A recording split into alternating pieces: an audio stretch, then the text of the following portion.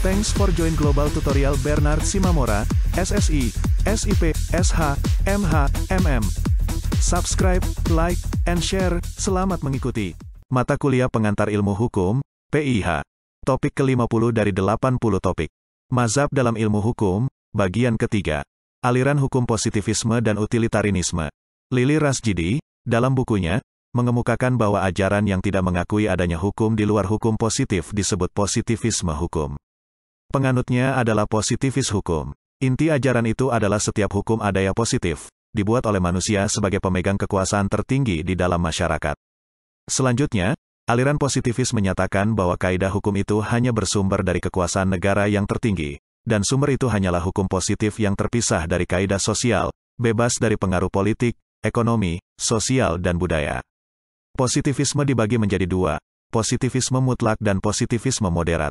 A. Positivisme mutlak mengajarkan bahwa hukum positif itu adalah satu-satunya hukum yang ada, dan bahwa hukum itu juga tidak bergantung pada undang-undang atau norma-norma lain. Para penganut positivisme hukum mutlak tidak perlu menolak adanya suatu undang-undang yang lebih tinggi, yaitu undang-undang moral yang ditetapkan Tuhan. B. Positivisme moderat. Positivisme hukum moderat mempunyai kesamaan dengan positivisme hukum mutlak, yaitu dalam ajaran bahwa tidak ada hukum kecuali yang ditetapkan oleh pemegang kekuasaan di dalam negara. Para penganut positivisme hukum moderat semuanya mengakui suatu undang-undang moral yang lebih tinggi yang ditetapkan Tuhan. Aliran ini dipelopori oleh John Austin, disebut sebagai Bapak Ilmu Hukum Inggris, dan Hans Kelsen. Hans Kelsen terkenal dengan teorinya, yaitu hukum murni. Hans Kelsen mengatakan bahwa hukum adalah ilmu normatif yang murni dan tidak boleh dicemari oleh ilmu-ilmu politik, sosiologi, sejarah dan etika. Selain itu, aliran ini juga dipelopori oleh Jeremy Bentham, yang dianggap oleh sebagian pakar lebih pantas disebut Bapak Ilmu Hukum Inggris. Jeremy Bentham dengan gigih memperjuangkan agar hukum dikodifikasikan, tetapi untuk merombak hukum Inggris yang umumnya tidak tertulis, dianggapnya sesuatu yang dapat menimbulkan kekacauan. Berkat pandangan Bentham tersebut, pakar menggolongkan Bentham ke dalam aliran utilitarianisme bersama John Stuart Mill dan Rudolf von Jhering. Prinsip-prinsip umum dan kemasyarakatan melalui pendekatan utilitarian lebih banyak diterapkan Bentham ke dalam bidang hukum. Pemikiran Bentham lebih banyak dituangkan pada bidang kejahatan dan pemidanaan dengan asumsi bahwa manusia akan banyak berbuat demikian untuk memperoleh kemanfaatan yang sebesar-besarnya, serta menekan penderitaan serendah-rendahnya. Standar penilaian etis yang digunakan oleh Bentham adalah tindakan yang menghasilkan kebahagiaan. Bentham berpandangan bahwa pemidanaan harus bersifat spesifik untuk tiap kejahatan dan kerasnya pidana, tidak boleh melebihi jumlah yang dibutuhkan untuk mencegah terjadinya penyerangan-penyerangan tertentu.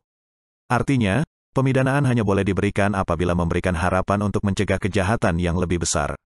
Aliran teori hukum positivis lahir sekitar abad ke-19, yang didorong oleh pengaruh perkembangan masyarakat. Abad tersebut menerima warisan pemikiran-pemikiran dari masa-masa sebelumnya yang bersifat idealistis, seperti halnya hukum alam. Perkembangan tersebut menimbulkan sikap kritis terhadap hukum alam yang dianggap tidak mampu lagi menyelesaikan masalah-masalah yang dihadapi masyarakat. Aliran positivisme juga lahir didasarkan atas dasar inspirasi dari positivis sosiologis, baik dari ajaran filosof Prancis, Auguste Comte, maupun pemikiran Herbert Spencer. Auguste Comte, bapak sosiologi modern, menyatakan bahwa terdapat adanya kepastian hukum dan perkembangan yang menguasai roh manusia dan segala gejala hidup bersama dan itu secara mutlak. Auguste Comte memandang hukum itu tampak dalam tiga perkembangan yang dilalui oleh semua masyarakat, yaitu sebagai berikut. A. Tahap teologis, tahap di mana manusia percaya pada kekuatan-kekuatan ilahi di belakang gejala-gejala alam. B. Tahap metafisis, tahap dimulainya kritik terhadap segala pikiran, termasuk pikiran teologis. Ide-ide teologis diganti dengan ide-ide abstrak dari metafisis. C. Tahap positif, tahap di mana gejala-gejala tidak diterangkan lagi oleh suatu ide alam yang abstrak, tetapi diterangkan melalui gejala lain yang mendapati hukum-hukum di antara mereka. Hukum-hukum itu tidak lain dari suatu relasi yang konstan di antara gejala-gejala tadi. Pada tahap positif yang dikemukakan oleh Auguste Comte inilah kaum positivisme menemukan inspirasi dalam melahirkan teorinya. Umumnya penganut aliran positivisme memandang bahwa tujuan akhir hukum positif adalah untuk memenuhi kebahagiaan rakyat sesuai dengan tujuan-tujuan negara. Sumber hukum yang langsung dari kekuasaan negara berdaulat merupakan petunjuk bahwa negara juga pembuat hukum. Hart merupakan seorang pengikut aliran positivisme, memandang bahwa pada dasarnya positivisme itu mengandung berbagai arti. 1. Hukum merupakan perintah yang berisi perintah. 2. Analisis atas konsep-konsep hukum adalah usaha yang mempunyai nilai untuk dilakukan. Analisis tersebut berbeda dengan studi sosiologis dan historis serta berlainan pula dengan penilaian kritis. 3. Keputusan-keputusan dapat dideduksikan secara logis dari peraturan-peraturan yang sebelumnya sudah ada, tanpa harus menunjuk pada tujuan-tujuan sosial, kebijakan, dan moral. 4. Penghukuman secara moral tidak boleh ditegakkan dan dipertahankan oleh penalaran rasional atau oleh suatu pembuktian dan pengujian. 5. Hukum yang diundangkan atau ditetapkan, harus senantiasa dipisahkan dari faktor-faktor di luar hukum yang seharusnya diciptakan atau dicita-citakan. Inilah yang sekarang sering diartikan dan diterima sebagai pemberian arti positivisme. John Austin selaku penganut utama ajaran positivisme menegaskan bahwa satu-satunya sumber hukum adalah dari kekuasaan yang tertinggi dalam suatu negara. John Austin sebagai salah seorang penganut positivisme menilai bahwa sumber hukum yang lain adalah sumber hukum yang lebih rendah. Bahkan, sumber yang lain itu bukan sumber hukum. Hukum identik dengan kekuasaan negara dan hukum hanya hukum tertulis atau hukum positif saja, dapat menimbulkan kesimpang siuran dalam memandang keberadaan living law dalam masyarakat yang ternyata sangat diakui. John Austin tidak memperhatikan hukum tidak tertulis dalam masyarakat, tetapi memperhatikan sekali hukum tertulis sebagai hukum yang berasal dari kekuasaan, dalam kenyataannya justru selalu tertinggal dari perkembangan masyarakat, akibat sifatnya yang kaku. Hukum positif selalu terlatih-tatih mengejar suatu peristiwa dalam masyarakat yang seharusnya diatur. Tampak betapa pemikiran positivisme dalam kondisi saat ini, semakin tidak kondusif dalam kehidupan masyarakat yang setiap saat mengalami perubahan akibat pengaruh modernisasi dan globalisasi dunia. Ternyata, ajaran positivisme tidak mampu menangkal pesatnya perubahan dalam masyarakat yang melebihi perkiraan. Begitu pula dengan teori hukum murni Hans Kelsen yang sebetulnya merupakan bentuk pemberontakan terhadap ilmu hukum ideologis. Teori ini juga dinilai sebagai penjelmaan dan pengembangan dari aliran positivisme yang menolak ajaran yang bersifat ideologis. Teori hukum murni menghendaki hukum harus bersih dari pengaruh politik, sosiologi, sejarah, dan pembicaraan tentang etika.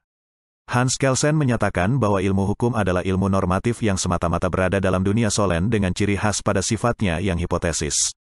Pokok-pokok ajaran hukum murni Hans Kelsen adalah sebagai berikut. 1. Tujuan teori hukum, seperti ilmu, adalah untuk mengurangi kekalutan dan meningkatkan kesatuan. 2. Teori hukum adalah ilmu, bukan kehendak atau keinginan. Ilmu hukum merupakan pengetahuan tentang hukum yang ada, bukan tentang hukum yang seharusnya ada. 3. Ilmu hukum adalah normatif, bukan ilmu alam. 4. Sebagai suatu teori tentang norma-norma, teori hukum tidak berurusan dengan persoalan efektivitas norma-norma hukum. 5. Suatu teori tentang hukum adalah formal, dan suatu teori tentang cara pengaturan dari isi yang berubah-ubah menurut jalan atau pola yang spesifik. 6. Hubungan antara teori hukum dengan sistem hukum positif tertentu adalah seperti antara hukum yang mungkin dan hukum yang ada. Hans Kelsen menilai bahwa ilmu hukum itu lahir bukan karena proses alami, melainkan atas kemauan dan hasil pemikiran manusia tentang pernyataan yang berfungsi sebagai asumsi dasar dari hukum. Konsep pemikiran Hans Kelsen dalam bentuk lain adalah konsep Stunbau teori, artinya semua peraturan hukum diturunkan dari norma dasar atau Grundnorm yang berada di puncak piramida hukum sehingga semakin ke bawah semakin luas dan beragam keberadaan peraturan hukum. Norma dasar Grundnorm bersifat abstrak, semakin ke bawah semakin konkret yang sebelumnya tidak dapat dilaksanakan menjadi dapat dilaksanakan. Aliran hukum positivisme dogmatik yang pada awalnya berkembang di Amerika Serikat lebih sering dijadikan landasan berpikir oleh kaum formalisme hukum, terutama pengacara, sebetulnya sudah mulai ditinggalkan oleh ahli hukum. Itulah materi topik ke-50 pengantar ilmu hukum. Channel ini akan sangat membantu masyarakat umum dan para mahasiswa di perguruan tinggi manapun di Indonesia. Subscribe dan like, agar Anda mendapatkan update tutorial lainnya. Bagikan juga link video ini, agar teman lain juga mendapatkan manfaat channel ini. Sampai jumpa.